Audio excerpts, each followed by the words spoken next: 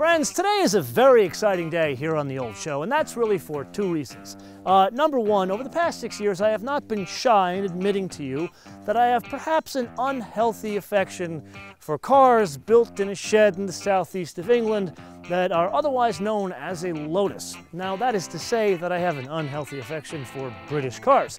So that brings us to point number two, which is our first ever McLaren here on the Old Show. Now, normally with these tech reviews that we do while we're working on the full first drive review, we start at the engine. But here is another admission. Here's a car with over 500 horsepower, and being completely honest with you, that is not the most exciting part about this car. Like, I always give you the bits about get your ColecoVision, speak and spell, let's just sketch out, because we have so much to cover. Well, in all seriousness, you need to get like your notebook out because there's so much we got to cover. We're going to go to the engine almost last. So with that, let's dive in to the tech review.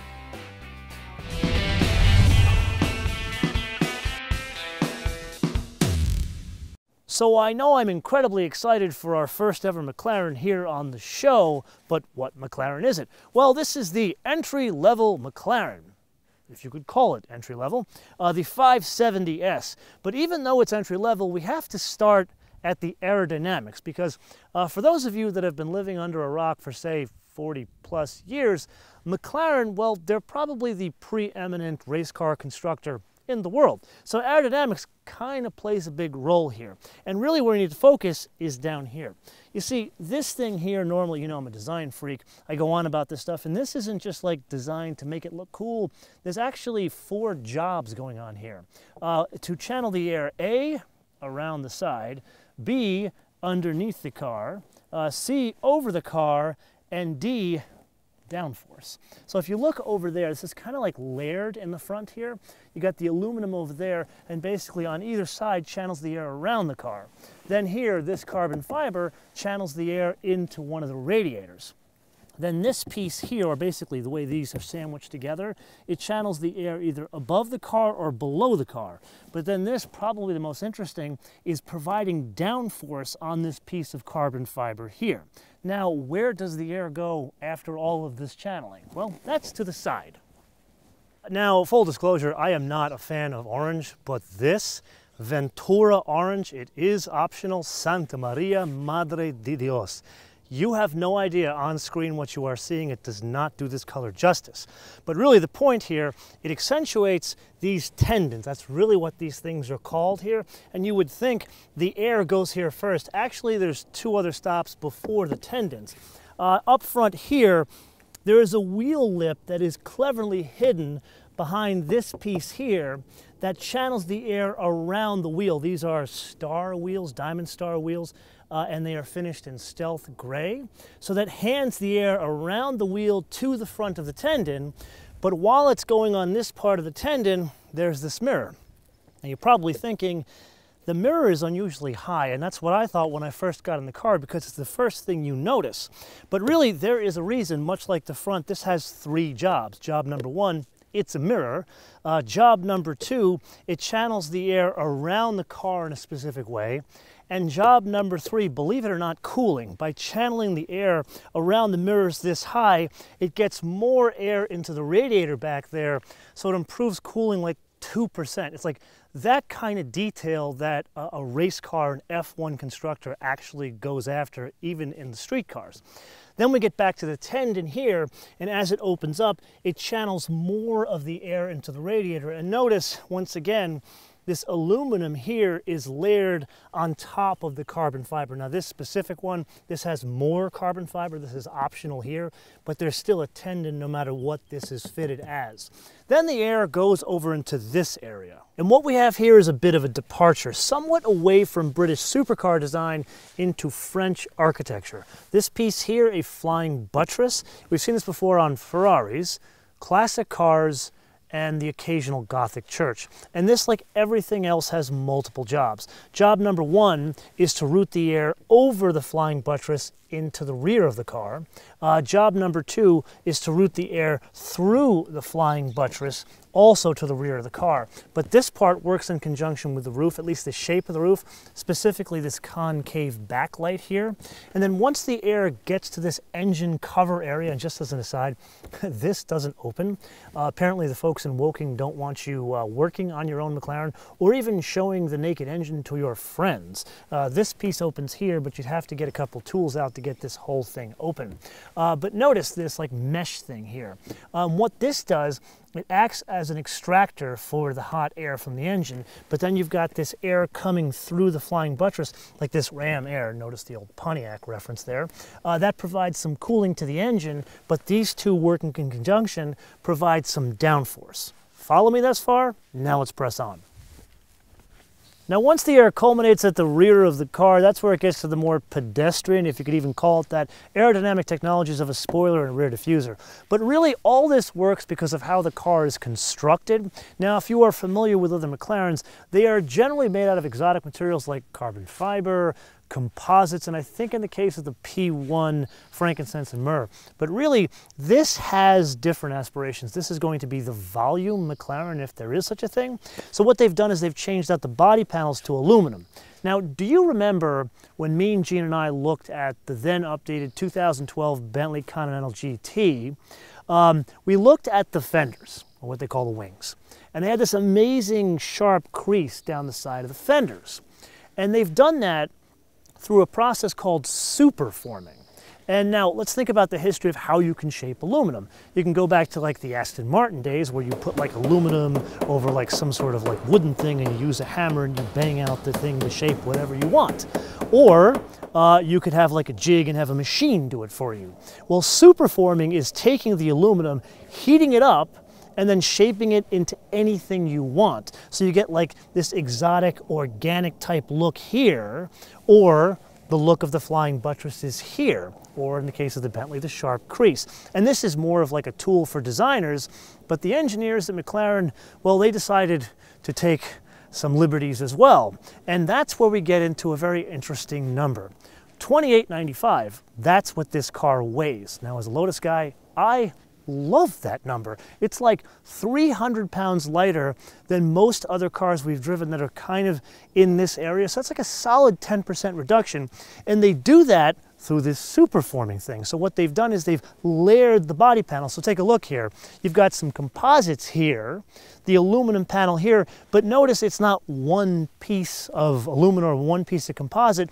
It's each piece layered on top of each other. Here, here, and here, all separate pieces, and same in the front. Now, while we're on numbers, I think it's high time we finally get to that engine. And here we have a bit of family hierarchy. You see, in the McLaren world, there are two themes going on. Theme number one, they like to name their cars after horsepower, and theme number two, they seem to be very fond of 3.8-liter twin-turbo V8s. Now, besides Prius owners, who isn't? Now, if I'm reading the tea leaves correctly, that 3.8-liter twin-turbo V8 is a hand-me-down from this car's two bigger brothers, the 675 and the 650.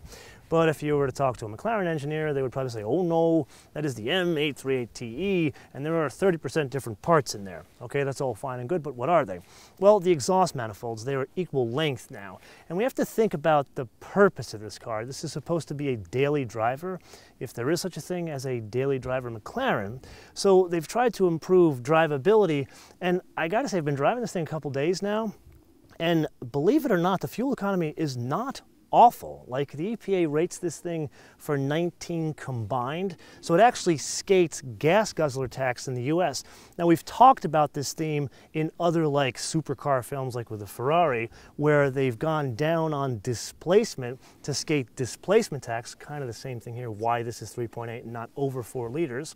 And then the CO2 emissions have changed as well. Now, I cannot tell you what the CO2 emissions band this thing would be in, but let's just say it's lower. Let's put aside the ugliness of taxes and talk about output. So in the transition from 675 to 650, What happens here in terms of output? Well, it's actually not 570, it's 563 horsepower. Comes in at a relatively high engine speed, just over 7,000 RPM. But more important to you and I, torque, it's 443 pound-feet of torque, which comes in also at a relatively high engine speed, about 5,000 RPM. But something to keep in mind, because we don't see these very often, these small displacement V8s. These are kind of like those boxer engines we've been driving a lot lately, in that you need to put your foot into them to get the power out of them. Now, there's some other cool things going on here, like a flywheel, which we will talk about in the full first drive review. But there are two things that did make the trip from the 675 and the 650 to the 570. First is a dry sump lubrication system, an old side oiler. And second is a flat plane crank. Now I know this is all the rage in the Mustang world nowadays, but really the biggest benefit is a lower center of gravity. There is another, but rather than me tell you, let me sell it to you, as they say in the biz here. I'm going to try to get into this thing as elegantly as possible after years of experience with an Elise. So, a flat plane crank.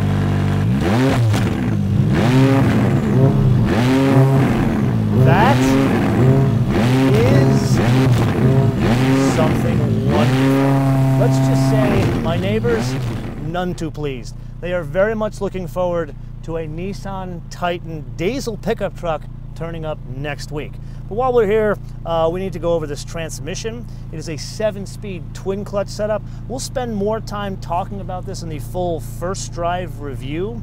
Also, we'll spend some time talking about the interior, because I know this is a super sports car, whatever you want to call it, but we do need to focus on the interior, because I've found some things that are very surprising, especially when you consider McLaren is not a car company that is aligned with another large car company group like Volkswagen, General Motors, Toyota, or something like that.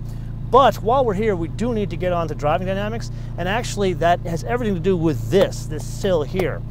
So if you are familiar with Lotus Elise, that is basically made out of an aluminum tub, and everything is hung off of that, the structure, the body panels, everything.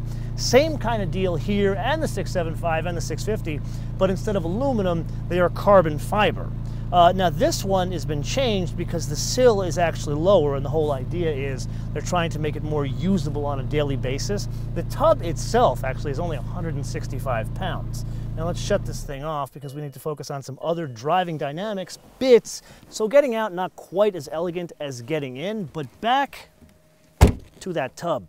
So the tub is the single most important point of structure in a vehicle like this. Second would be what's hanging off the tub. So let's go back to the 675 and the 650 for a minute. The sub-assemblies, that kind of stuff that hangs off the tub in those cars, those are partially made of like carbon fiber and composites, where here it's all aluminum. Now the suspension itself here is wishbones and anti-roll bars front and rear. The wheels, 19 inches in the front, 20 inches in the rear. Now the engineers made an interesting decision here with the 570 in that they made the front wheels more narrow, and that's really a nod to what they think this car is going to be doing, and that's a daily driver. Then the brakes. Now we've seen this trend in cars like this before, where we're starting to see carbon ceramic rotors fitted as standard. This is really no exception. But where the exception lies is in the diameter. So in the front, 394 millimeters. In the rear, 380 millimeters. Then there's the calipers. Actually, let's start at the back with the calipers, because it's somewhat comical here. 4 piston in the back, 6 piston in the front. Then there are two other interesting things about this car. Actually, so before I come to you with these tech reviews, I do a bunch of research on this, and these two things kind of stood out to me. The first, have you ever heard of Smokey Yunick? He was big in racing, specifically in the US and NASCAR. And he famously said, in racing, if you ain't cheating, you ain't winning. Well, back in 1997, McLaren introduced a technology on their F1 cars called brake steer. And basically what it was applying some brake pressure, very light, on the inside wheel so their F1 cars could get into the apex a bit faster. I wouldn't call it really cheating, but let's just say it worked incredibly well to the point where F1, they decided, you know what, that is verboten. Well, since 1997, I believe we've seen this in some other like super duper cars. Well, guess what car has it here? Then there is the typical like stability control we've seen in other cars, and like throttle mapping and adjustable dampers we've seen in those Mercedes we drive, that kind of stuff. Well, here, everything is like independent of each other. So there's one knob just for the throttle mapping and one knob for the dampers. But then there is a separate button to disable the stability control to put it in like a drift mode. So while I'm very excited to drive this, the goal will be to return this in one piece to our friends at McLaren. So you have to come back for the full first drive review for that. So in summary, what do we got? Well, I say this to you as a dyed-in-the-wool Lotus guy who has a huge amount of respect and appreciation for Porsche. This is quite a thing, really it is. And I am very much looking forward to driving it in the full first drive review, so make sure you come back for that. But let's put that aside, and a bit of an admission here. I actually do not have a huge amount of experience with McLaren prior to this. I've only driven one, and at that, and of all places, I took it on a tour of Detroit. Now, I am a huge fan of Michigan and Motown, but when I say Detroit, I don't mean like the country roads like beyond Ann Arbor. I mean like Jefferson Avenue and like driving into the hood there, or driving around like Belle Island. And then we did take it into Zora Arkus Duntoff's house in Grosse Pointe, and then back up to the GM Tech Center. So really, I stormed the Bastille with a McLaren and drove around the pond and Warren, Michigan of the GM Tech Center. And this is why you need to be following me on Instagram, because you would see these pictures of an orange McLaren on GM property. That's just how I roll. So make sure you follow me, Instagram, MotoManTV, all one word, MotoManTV, all one word. And with that, I need to turn this around because I am a bit of a design freak. And if I'm being so honest about McLarens, they've never really stood out to me, at least aesthetically in the past, because they never really stood out from the pack of like supercars and exotic cars, that kind of stuff. Yes, they're very functional. Like this line here that comes around back here with a superformed aluminum, and we went through, that all works. But previously, it wasn't pretty. Like it didn't sing to me like a car like this should. It should make you want it and make you want to sell your home and give up your girlfriend, even your mother, and I'm saying this on Mother's Day, that you've got to have this car. McLaren didn't say that to me in the past.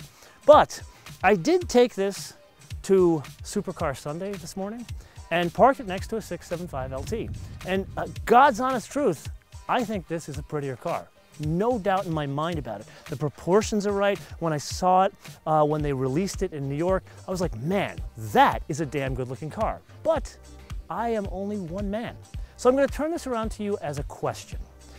Do you like the look of this car, or don't you like the look of this car? And don't just tell me yes or no, but tell me why you like it or why you don't like it, and perhaps which McLaren you like better than this one.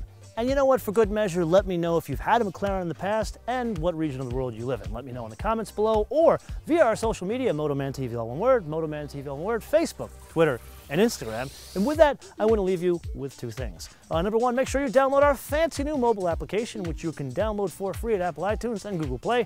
And number two, a fun fact. So if you are a car guy, you probably have seen the amazing factory these things are hand-built in Woking, England. It's more like a science lab than a car factory, if I'm honest. And we have to get there, by the way, so just as an aside there to you people at McLaren, I'm coming for you. Anyway, it's 370 people that hand-build all the different cars there, including this one.